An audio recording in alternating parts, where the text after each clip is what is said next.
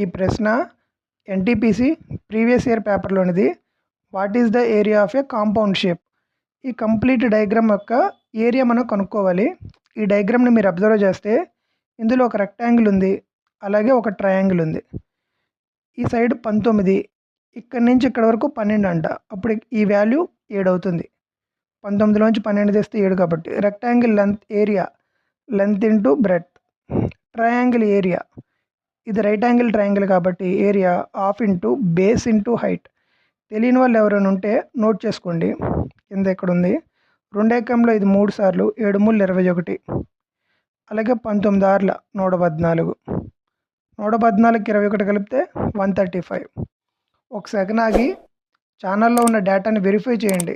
మీ ప్రిపరేషన్కి ఈ channel help అవుతుందని మీరు భావిస్తే, నేను చెప్పిన విధానం మీకు నచ్చితే లైక్ చేయండి, సబ్స్క్రైబ్ చేయండి. Thank you.